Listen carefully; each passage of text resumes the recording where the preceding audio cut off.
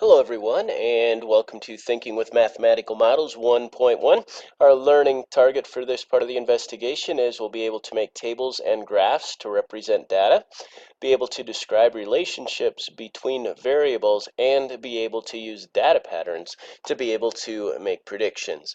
Our ACEs for 1.1, begin on page 16, are going to be numbers 2, 7 through 8, number 12, and 14 through 17. So what we're going to start out with here is working with a bridge, and what the beginning of thinking with mathematical models is working with the equation y equals mx plus b, talking about m being our slope and b being our y-intercept, and we'll go over that more here at the end of this lesson. But thinking about bridges, like the Mackinac Bridge here is 5 miles long. This one bridge is 5 miles long. And the Royal Gorge Bridge is 1,260 feet long, but 956 feet high. I would not want to take a tumble off of that. So we have different styles of bridges, different lengths, different thicknesses, things like that. We even have these bridges that all this guy's job is to paint. Once he gets done painting going one way, then he jumps on bridge, paints all the way that way, and by the time he gets to the other end, it's time to start back on this side again. So I guess if you like heights and like to paint, might be a job for you. Anyway, here we go. Bridge thickness and strength on 1.1 says many bridges are built with frames of steel beams. Steel is very strong, but any beam will bend or break if you put too much weight on it. So it doesn't matter how strong it is, eventually, if you make it too long or if there's too much weight on it, it's going to break, okay? It asks us, how do you think the strength of a beam is related to its thickness? Do you think that the thicker it is, the stronger it is, or is too much thickness going to possibly make it weaker? Also, think about, stop the video for a second, think about what other variables might affect the strength of a bridge. Now, in problem 1.1, as we work on pages 8 and 9 here, it says engineers often use scale models to test their designs. So you can do your own experiments to discover mathematical patterns involved in building bridges. So we're going to do a little experiment here. Now, what they ask us to do is make a bridge using paper and a cup and some pennies and all of that. Well, instead of doing that with all the physical pieces, we're going to do a virtual bridge experiment. And where you can find that is on my website. If we go to mathwithmadden.weebly.com and we scroll down on the home page, you'll see where it says Virtual Bridge Experiment. Click on that link and it's going to bring this up, a virtual bridge experiment. So let's go back to our instruction and see what it says for the instructions. It tells us instructions are start with one of the paper strips, make a bridge by folding up 1 inch on each long side, which we don't need to do here. And it says suspend the bridge, do that, put pennies in the cup one at a time until the bridge collapses. Okay, record the number of pennies you added to the cup. This number is the breaking weight of the bridge.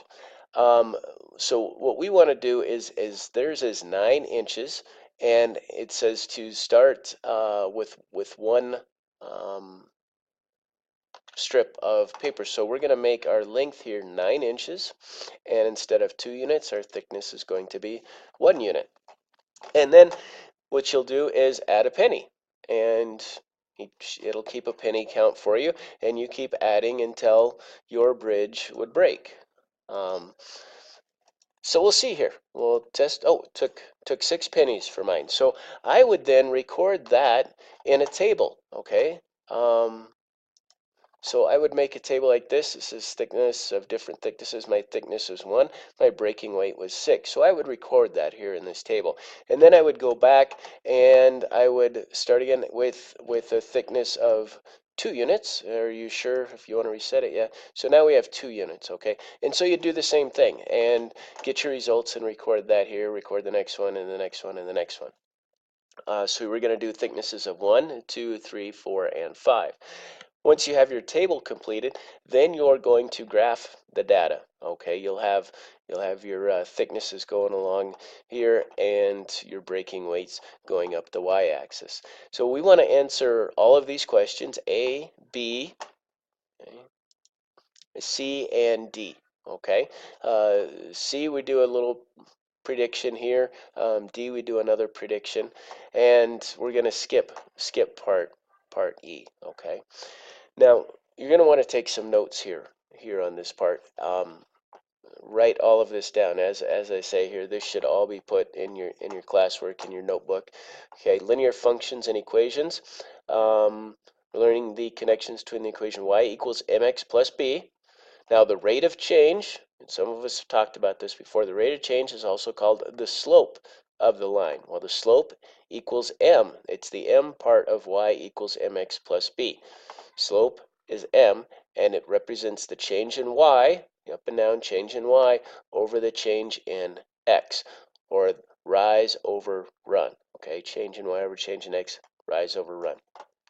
The y-intercept is our b part of this. Y-intercept is the value of y when x is 0. Okay, it's also the constant term. B, it never changes no matter what m or x change to. I'm sorry, shouldn't have said that. No matter what x changes to, our slope's gonna stay the same too, as far as we're concerned with right here. But no matter what x changes to, our b is always going to be the same. So our coordinates of a y-intercept are going to be 0 and whatever our value of b is.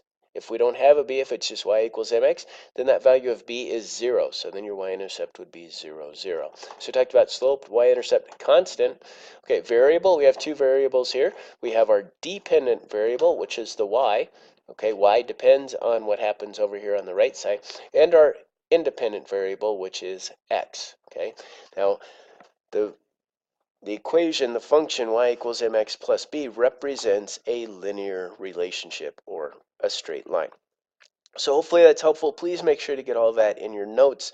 Mark it somewhere where you can refer back to it, because we're going to be using it a lot in this book and throughout the rest of the year. So let's make sure we understand y equals mx plus b, dependent variable, slope, independent variable, y-intercept. Right? Reminder again, our ACES questions for 1.1 are 2, 7 through 8, 12, and 14 through 17. Hope this was helpful. Let me know what your questions are in class.